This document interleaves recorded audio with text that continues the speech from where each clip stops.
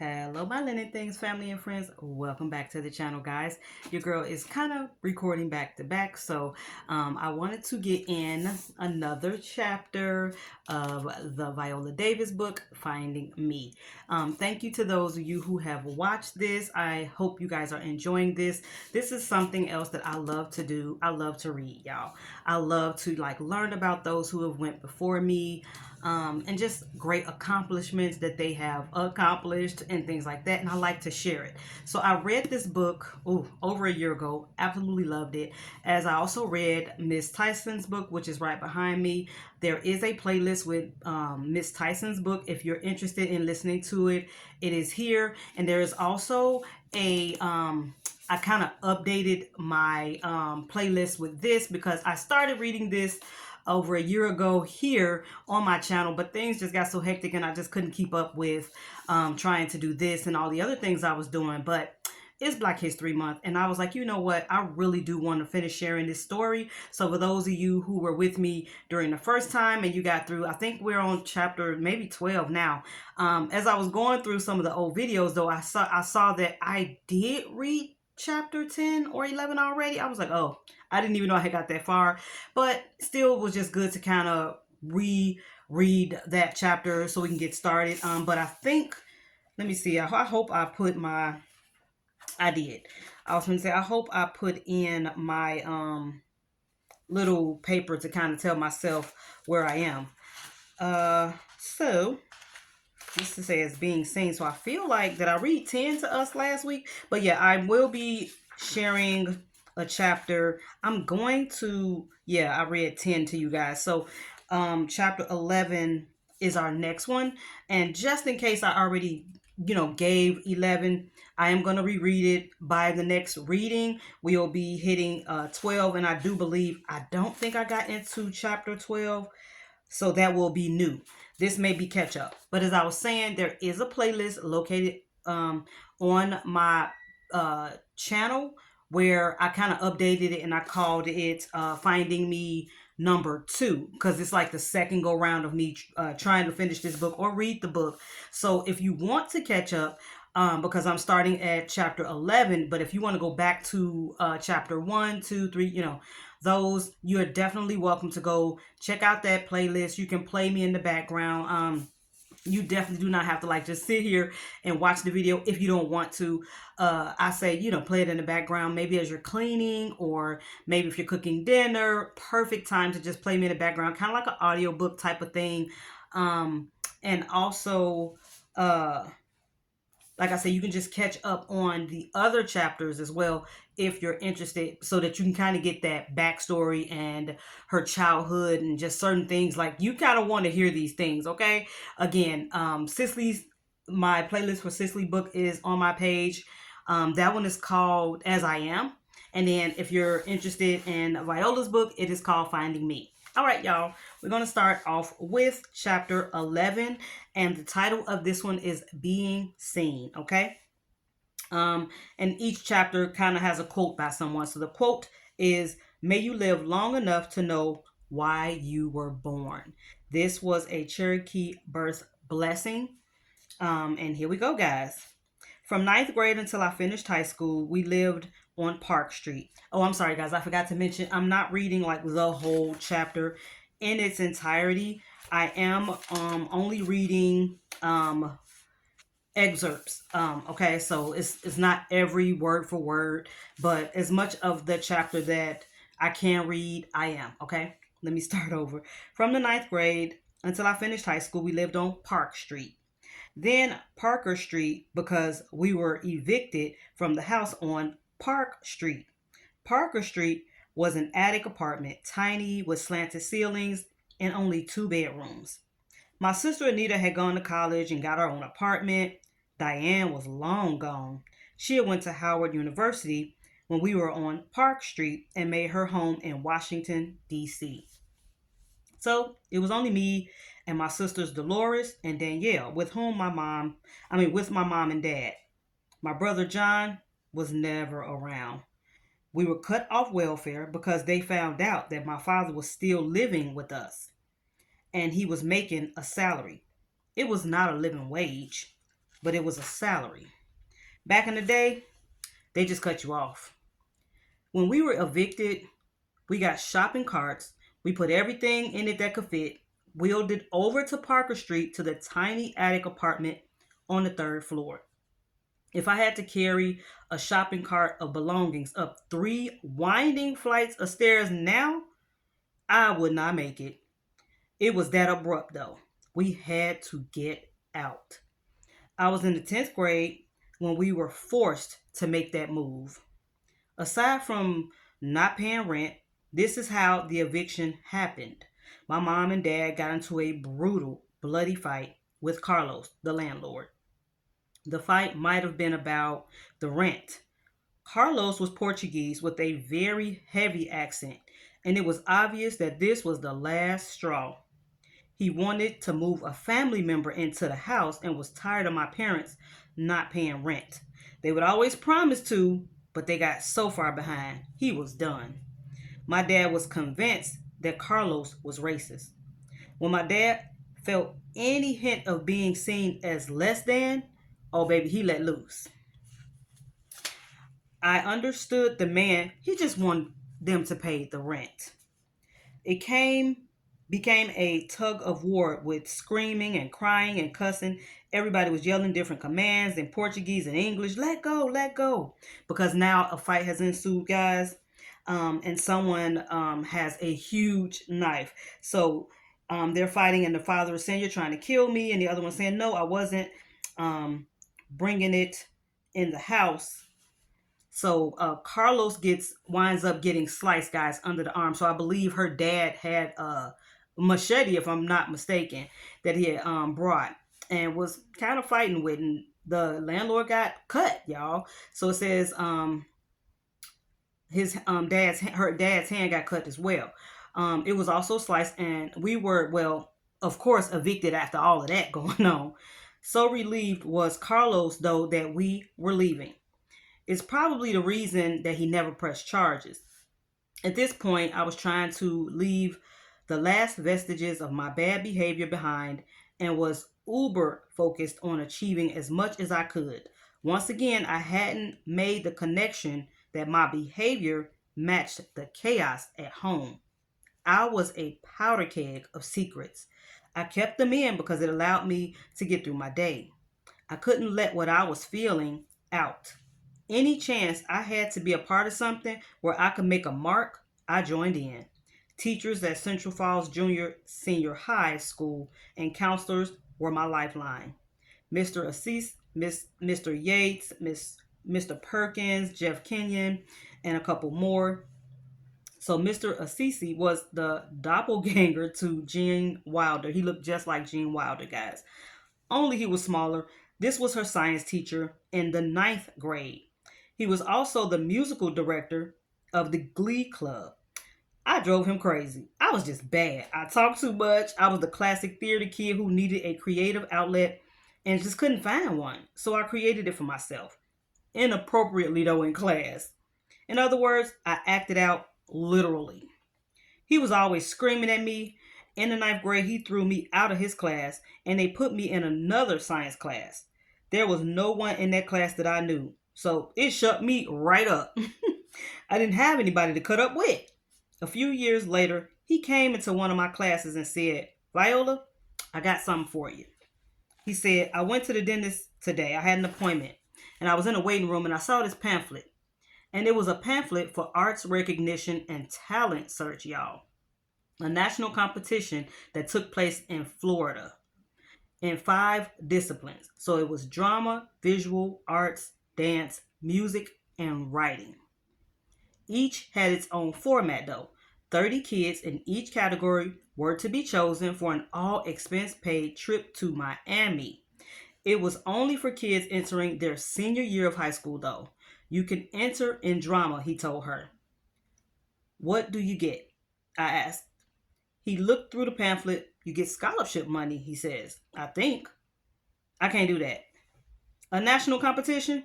The pamphlet was thick and it had contained a laundry list full of things that you had to do just to apply. As he stood there, I read it out loud, believing with every word I uttered. The utter absurdity of it. I had to put together a tape of a classical monologue and a contemporary monologue. I had to fill out a huge application form with the essay. And then, of course, there was the application fee. I can't do that, I repeated. Well, think about it, he says. When I look at it, I thought about you. I thought about you, Viola. The throwing me out of class was all because he saw me. He saw what was in me. So I just kept on staring at the pamphlet. Eventually, I shared it and its impossible opportunity with my upward bound counselor, Jeff Kenyon. You could call upward bound counselors by their first name back then. You could call Jeff in the middle of the day and say, "Hey, Jeff, I'm having an anxiety attack and I'm in the middle of science class. Can you help me?" And he'd be there. He always was there. He was the first person who took me and my sister Dolores to a political party gathering so that we could understand what political campaigning was all about. He was the first person to take us to Rhode Island Black Heritage Society so we could learn about abolitionists and ex-slaves who could read and write and were very instrumental in freeing others from bondage. Jeff taught us a lot about Black history. He heard me and my sister talk one day in his car and picked up on our ignorance about our own history, y'all. That was it. That was all the impetus he needed to spring into action.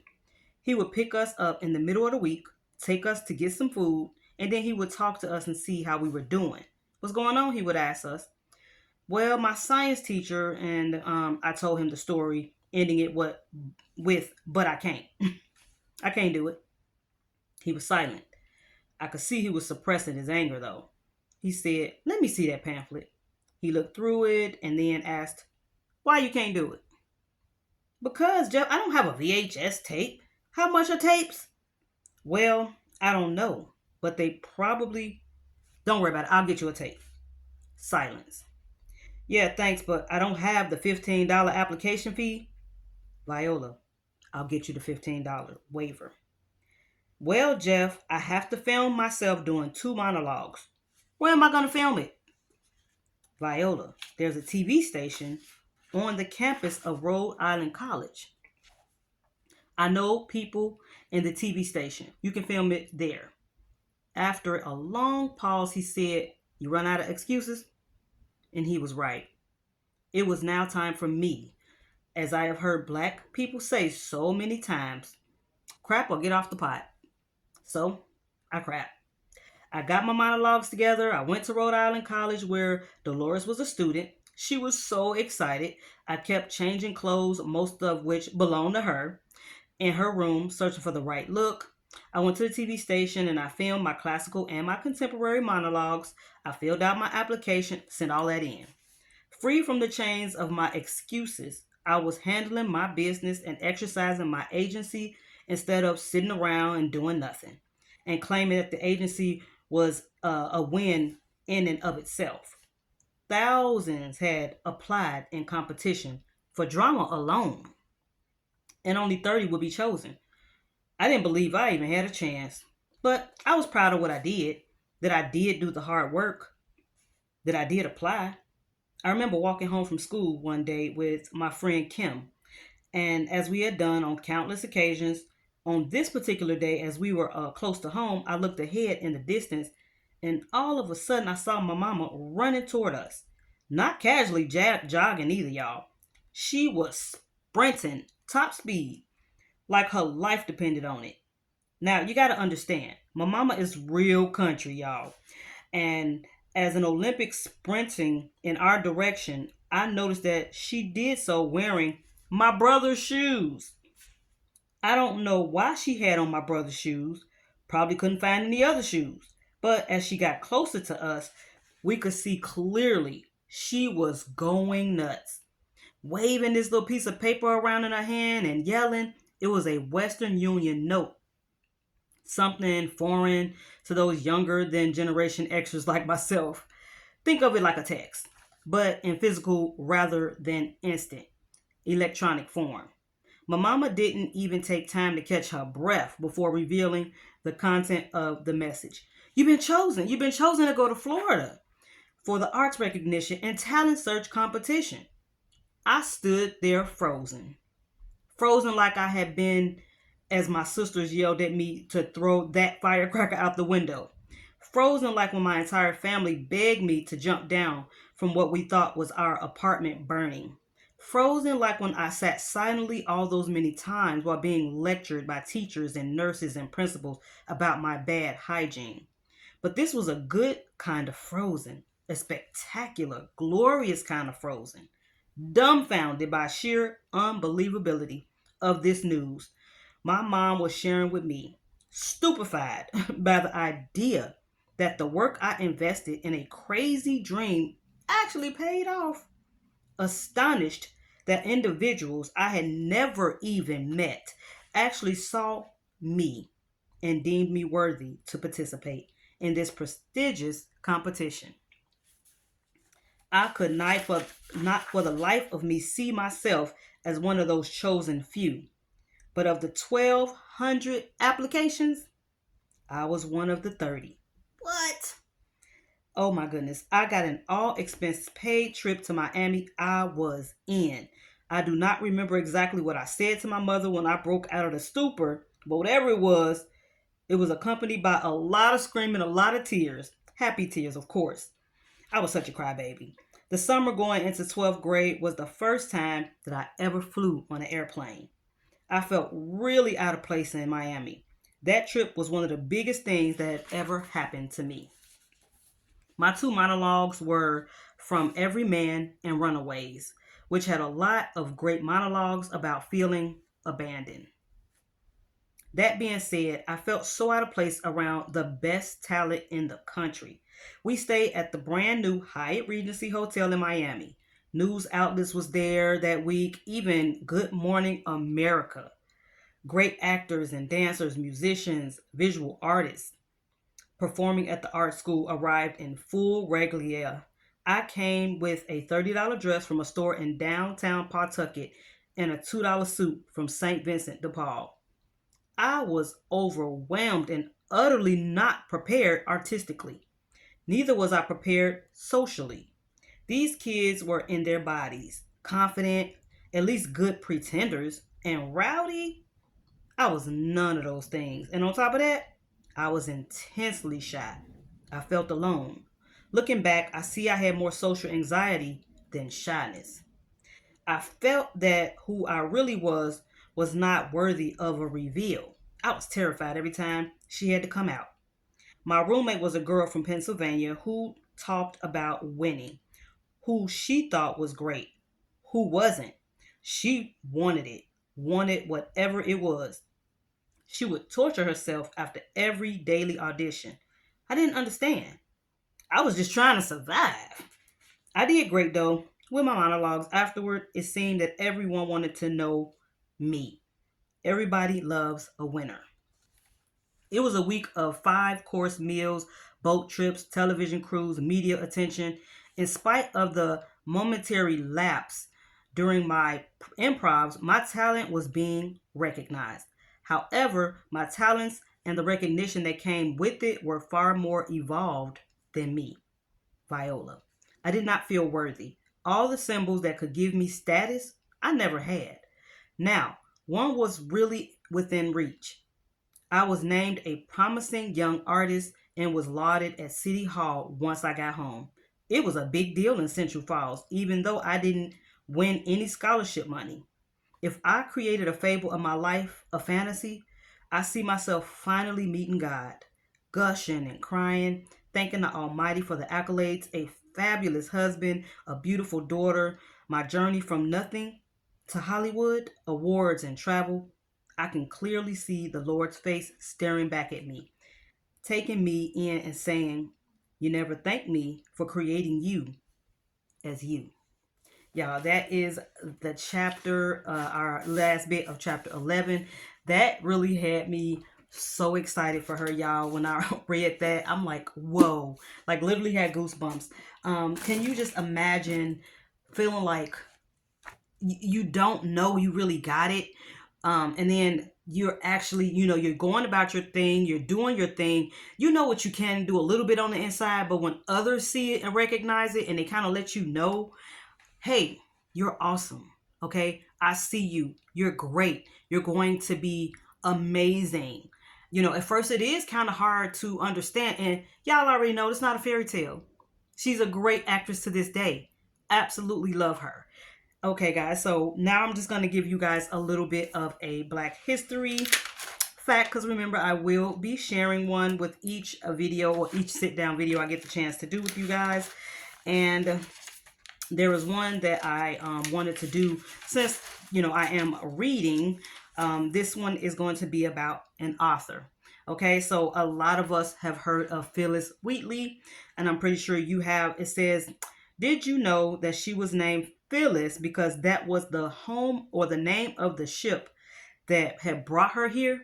So she was one of those people that got brought here on the ships, y'all. And the ship that she happened to have been on was named Phyllis. And they named her Phyllis. And her last name, of course, she got because of the merchant who had purchased her. So this is how we have her name. Many of us know her as an amazing poetess. But at the age of 18, she was questioned, y'all, by 18 gentlemen in togs and wigs. So if you know what togs and wigs are, it's like court. You remember the white wigs and stuff they would wear back in the day at court. So she's in court and they're questioning her and they're asking her to recite her books to prove she did not plagiarize them. So of course she proved them wrong. I don't know why they seem to think people don't have it or something like that. And I kind of hate she had to prove that. But when she got to reciting her own works, of course, from her mind, because it came from her to these gentlemen, she proved them wrong. Just little stuff like that. That was something I never knew. That's why it's so important to kind of just educate yourself on like different things and just going through this journey myself, and some things I know, some things I didn't know. I never knew that she had to kind of prove her works were her own. That's crazy. But I'm even happier that she was able to. All right, guys, I hope you guys enjoyed this. Let me know if you have any, feelings. What do you think about this chapter? What's your favorite part of this chapter? And don't forget, you can always go back to every time I post these, I'm going to try to make sure I add them as well to the playlist so that you can kind of go through it and hear the beginning if you like. Love you guys so much, and I'm going to see y'all in the next one. Bye-bye.